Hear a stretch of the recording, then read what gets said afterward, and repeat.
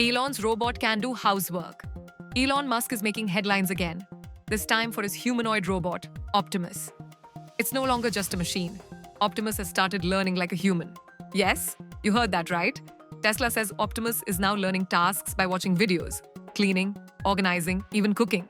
A recent demo showed the robot learning through first-person video, meaning no more programming each action.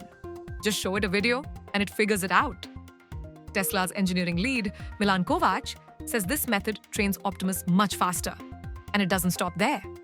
Soon, Optimus might be able to learn from YouTube videos too. Elon Musk believes Optimus could be even bigger than Tesla's cars. Maybe even the biggest product ever. If all goes well, this robot might start working in Tesla factories by the end of 2025. What's even more surprising? Optimus gets smarter every single day, offering us a real glimpse into the future. So tell us, are you ready to live with a robotic assistant?